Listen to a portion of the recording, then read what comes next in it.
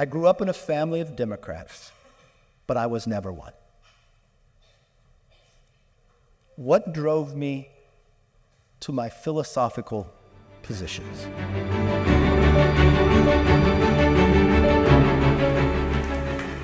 Thank you all very much. My first question is, you're here on a Saturday. There must be no football game. You don't have to study, but it's an honor to be here. I have a little more free time on my hands. I'm the former speaker. I made a little history along the way. But before we begin our debates and everywhere else, I want you to know who I am, because I'm sure you all have different impressions. I'm sure you have different likes, and I'm sure television will tell you different things. So I'm going to give you a little background of where I come from, all right? So I happen to be Irish and Italian. I grew up in a town called Bakersfield, California, okay? If any of you read The Grapes of Wrath, this is the shanty town that it came from. It's 90 miles north of LA. It's an agriculture, aerospace, energy area. I happen to be a conservative Republican. My family has always been Democrat. All right? My father was a firefighter, and he moved furniture on his days off. I'm the youngest of 3 children. My family doesn't have wealth. And when I got out of high school, I couldn't get an academic scholarship. I thought I deserved an athletic scholarship, but nobody else did. So I went to junior college. One thing my parents always instilled in me was a work ethic, right? And so for those of you in the States, to drink, you got to be 21 years old. Well, there was this one liquor store that would sell his beer underage. So we go to this liquor store. But he also had what was called a car dealer's license, okay? So one day we were in there, I said, I'll give you $100 if you'll take me to the LA car auctions. This is where all the car dealers would bring their trade-ins, but you had to be a dealer to go in there and buy. So I paid him $100. I started going to the car auctions. I did this because I wanted to buy and sell cars. I wanted to flip them to pay my way through college. Now, it was illegal, but I did not know that when I was doing this, okay? So I'm doing this. And if you're going to junior college, you know what you do on the weekends? You go and visit your buddies who are away at college. So my best friend was a running back at Stanford. My other friend was down at USC. And my other buddies were at San Diego State. So this is long before any of you were born, okay? So this weekend, I was going to go visit my friends at San Diego State. So I go to the grocery store so I could write a check, so I could have some cash for the weekend. I pick my buddy up, we go to the grocery store, and an interesting thing happened. The day before, the lottery had just opened in California. So as I'm standing in line, I tell my buddy, as before, lotto, it was just lottery tickets. I said, I'm going to buy a lottery ticket. So I bought a lottery ticket, and I'm one of the first winners in California. Now, it's not millions of dollars. This is 1985, but I want you to put yourself in my place. You're 20 years old. It's Friday night. The most you can win is $5,000. I just won $5,000. This was before Biden economics, so before inflation. It mattered. Okay?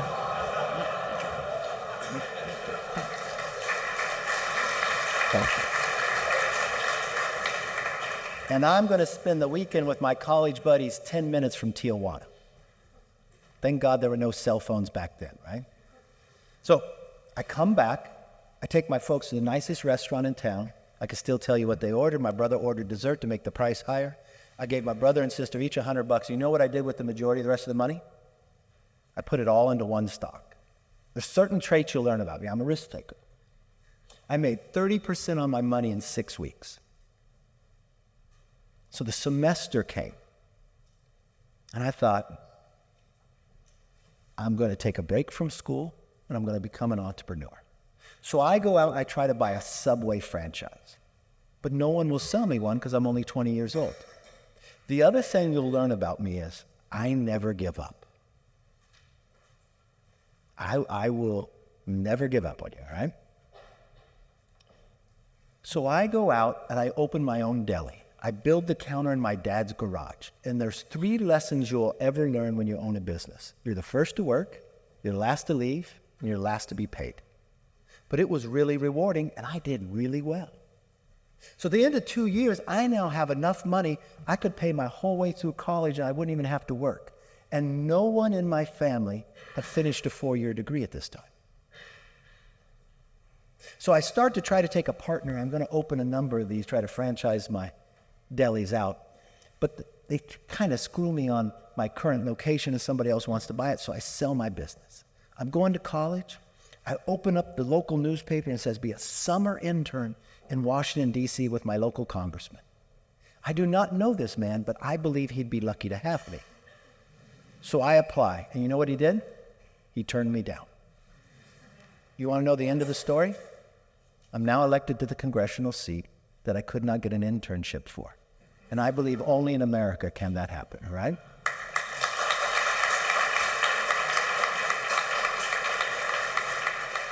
Now, I don't know if many of you watched when I ran for speaker. Anybody watch that race? All right. Most people get elected on the first round. It took me 15. I said I was Irish and Italian. I like to go 15 rounds. It's okay. But there's an interesting fact in there. I have been leader for more than 5 years. When I got elected minority leader, Nancy Pelosi got elected speaker. We're both from the same state. We have a 5-seat majority in the House. That was part of my problems. But in those 2 election cycles, even though Republicans lost the White House, they lost 2 cycles in the Senate, they lost the governors, you know the one place we won? Both times, Congress. I'll tell you a little story about becoming leader. I become leader, and we had lost the majority. And in America, we have what is called the State of the Union, where the president comes in and gives a speech. And it's unique to the State of the Union. It's the night that people will pick what ties they wear, what clothes, what dress. They want a certain color because one side stands up and the other side stands up. It really defines where people are on different issues. And I'm sitting there at the very beginning, because it happens in January. I just became leader. And I look, and the Democrats have taken the majority. They had a big race. And so they stand up. And then the Republicans stand up. And when I look at the Democrats, they actually look like America. When I look at my party, we look like the most restrictive country club in America. Get that.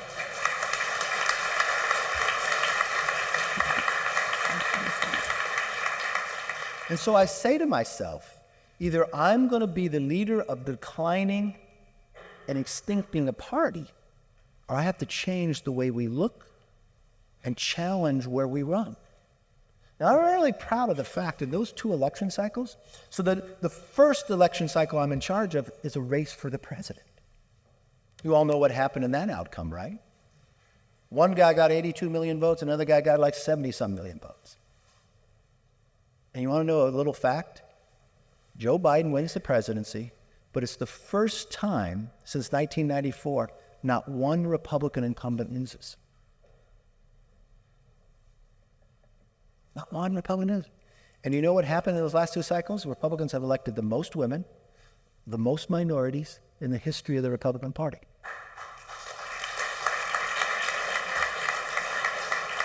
Well, even if you're not conservative, that's a good thing. You could applaud that. It's okay. And an interesting thing with a 5-seat majority, in those 4 years, we picked up 5 more seats in California and 5 more in New York, the places you would think the most difficult, in Oregon and others. And I believe in the fact having 2 strong parties are healthy for the country. So that's where I come from. That's the political angle. But what I want you to think about, I just had a discussion with a few students up above. And they asked me a few questions. They were studying international law. I want you to have an understanding of where I think the world is today. And then we'll get to questions. I think the world is very similar to the 1930s, and I'm very concerned about what the world looks like. I watch the actions of Putin. You can draw a line that looks similar to Hitler. A makeup of leadership around the world. Think for one moment. Hitler serves in the German army in World War I. He hates that his leadership surrenders and signs the Treaty of Versailles. He hates it so much when he then takes France, he brings the exact same rail car. They signed it into Paris to make him sign. But what does he do? He creates a new political party. He runs for office in a democracy again and again and again until he usurps power. And the moment he usurps power, what does he do? He takes the freedoms away. And then he rebuilds his country, he rebuilds his military, even though it goes directly against the Treaty of Versailles. And what do the world powers do? They stay silent. They stay silent because they believe with Germany getting strong, it will be a push point, and it'll keep the communists in check. And what does he do with this newfound power? He invades other countries, does he not? And then he does something that seems eerily similar to the fear I have right now. He creates an axis of power with Italy and Japan. All leaders that want to expand their sphere of influence. Then he tells the entire world on a given day, he's going to take the rest of Czechoslovakia. So no longer can the world power ignore. So in comes Neville Chamberlain. Hitler loves the moment, does he not? It raises him to equality, what he believes in power. And what does Hitler see? Hitler sees fear and appeasement. He doesn't care what he signs on a piece of paper. But the rest of the world believes peace for our time. But what did Neville Chamberlain do? Appease him and give him another country. And he plans for a next year, and then he invades Poland, and World War II begins. That's just one man, but what was the time of the world? There were economic crises, was it not? Coming out of a depression, a world unstable. Now look at Putin. Putin didn't serve in the Soviet army, but he served the KGB. He hated that his leadership collapsed to the West and became Russia. He displayed that recently when Gorbachev died. He didn't attend the funeral. And what does he do? He rebuilds his country by rebuilding his military. But he learns something from Hitler. He learns that a military makes you strong, but dependency makes you weak. He uses part of his KGB tactics to push Europe to end their form of energy and be more reliant upon his natural gas. But when the political structures of Ukraine change, he doesn't want to pay the dividend for the pipeline that goes through Ukraine, so he proposes a new pipeline that goes through no country, only through the ocean. Merkel says, fabulous. The only country to ever sanction it was America. But what does he do with this newfound power? He invades Georgia. He takes part of the Donbass. He takes Crimea. And if we're frank and honest, the world powers didn't do a lot outside of sanctions. Is that not true? And then what does he do? He parks 100,000 troops along the border of Ukraine. Every new president in America is going to get challenged. You can look at the point in history when they do. They're going to get pressed. But when he parks these, he also sees something different in American policy, in the way they pull themselves out of Afghanistan. He sees the country collapse fast, with 2 decades trying to build it up.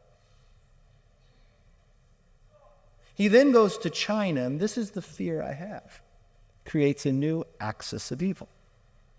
With China, North Korea, and Iran. All countries who I would argue want to expand their sphere of influence. Iran within the Middle East. Russia. Do you know the year in which he ended up invading Ukraine was the anniversary of the 100th anniversary of the creation of the Soviet Union? But with this new sphere of influence, he gets his meeting with the President of the United States. He loves that moment in time. It equalizes him. He hadn't been able to meet the president before very often. And during this meeting, what happens? Joe Biden lifts the sanctions off Nord Stream 2 without asking any thing when it came to the troops along the border. He watched Afghanistan collapse quickly, and he changed his military plan to come from the south of Crimea, come from the north, and believe Ukraine would fall quickly. And now we've got war in Europe. We've got war in Israel. We've got worldwide inflation. Anytime after a pandemic, something that doesn't happen but once every 100 years, people would say, democracies lose their leaders, regardless of what position someone took during a pandemic, because it's uneasy, it's different, it's generational changing. So the only leaders that sustained themselves around the world were those that didn't have democracies. So there's a vacuum at the same time. That is a dangerous moment in history, that things can take a simple action and create world unrest. That's why strike matters. Now, my last place I'll tell you.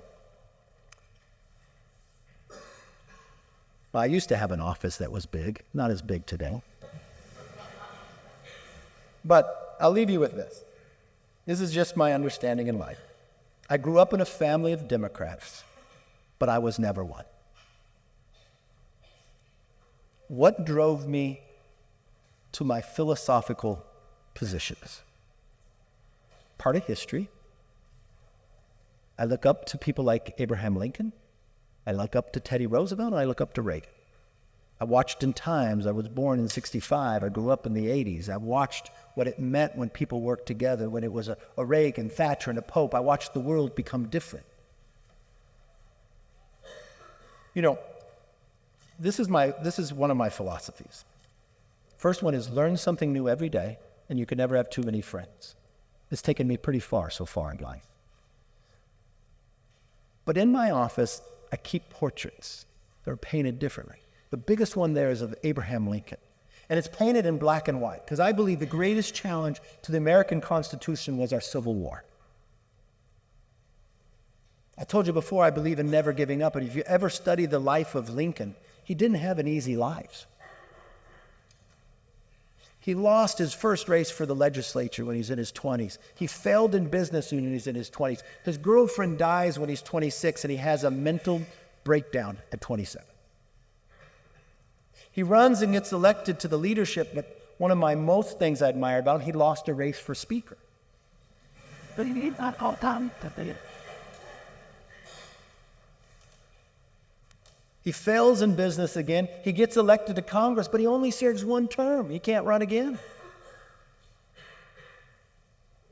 He then runs for the Senate and fails. He runs to become the VP nominee and fails. He runs for the Senate again and fails. And then he gets elected president.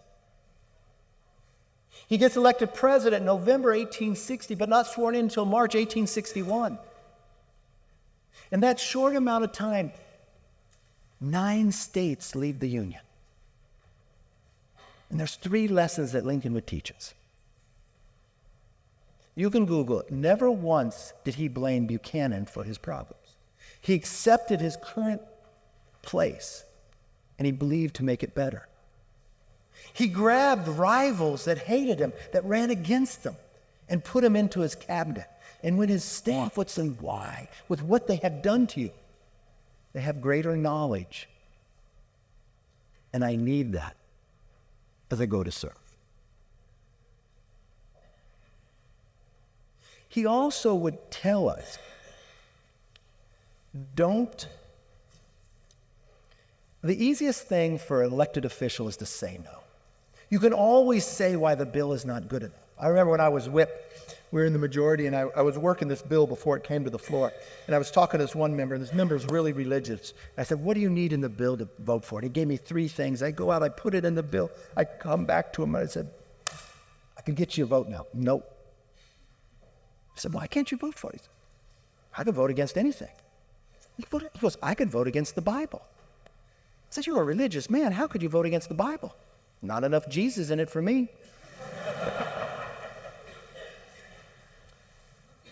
Saying no is easy. Saying yes is the hardest part. I lost my job because I believed in keeping the government open. I'd do it all again today. The troops are paid at a time of world crisis.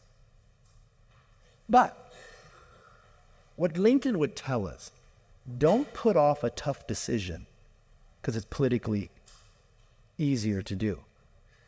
The whole debate of slavery in America didn't start in the 1850s. It was the creation of our country. Our forefathers debated this. But they thought it was too divisive, so they put it to the side. Doing so, hundreds of thousands of their grandchildren died. Make the tough decisions. The last thing I think he would say, and you can disagree, I want you to be proud of where you come from. I'm proud of my country. If I asked Lincoln to tell me about America, he would say, believe in the exceptionalism of America. And I believe he would say that simply from the Gettysburg Address. 77 years ago, our forefathers brought forth on this continent a new nation, conceived in liberty and dedicated the proposition that we are all equal. He goes on to say, but government of the people, by the people, for the people, shall not perish from earth. Think about the moment in time he said that. He's saying that in the Gettysburg where individuals had killed one another, thousands. But he knew America was more than a country, that America is an idea. We were not the world power, but he believed the greatest strength was of the people, by the people, for the people. Name me one other nation that's conceived in liberty and dedicated a proposition that we're all equal. The greatest strength of America are not our aircraft carriers. It's the idea itself. And many times, that does not mean we're perfect. We strive to be more perfect. The last painting I'll tell you about is Washington crossing the Delaware. Have you ever seen that painting? Okay. Can anyone tell me when that took place? Christmas 1776? I don't think you know American history, but that's a big day in our life. Do you know the artist who painted that painting wasn't an American? He was a German immigrant who lived in America. He wasn't there that day, and there was no iPhone to take the pictures to know for reference how to paint it. So he doesn't get it politically, he doesn't get it historically correct. But he puts Washington in a rowboat with 13 people. Why do you think he'd pick the number 13? It's not a lucky number, but 13 colonies. He has Washington, and historians will tell you Washington crossed in a Durham boat, not a rowboat. But he has Washington standing up in a ceremonial uniform with his hand on his chest. He looks stoic. When Americans look at this picture, they think, we'll follow Washington anywhere. We believe he probably never lost a battle. But you know what history tells us on that day at that moment? He'd only been a loser. He'd lost every single battle. That was Americans' first victory when we surprised the Hessians.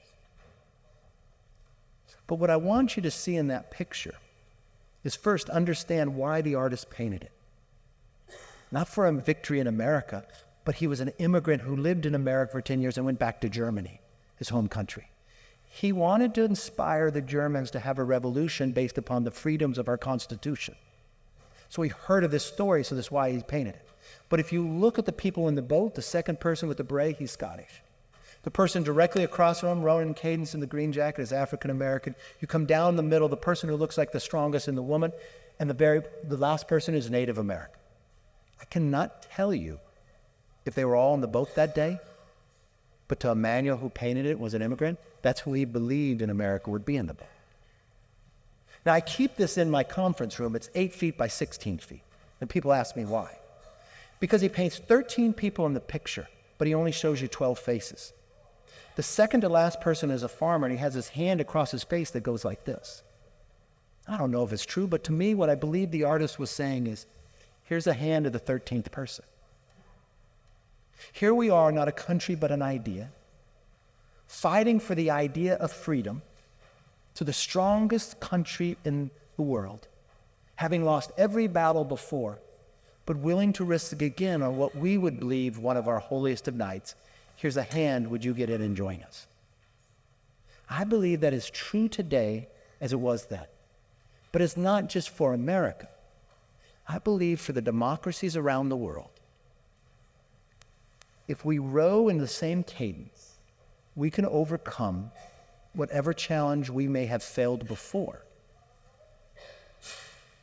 and actually make tomorrow better than today. So I look forward to the debate tonight. I thank you and look forward to your questions. God bless.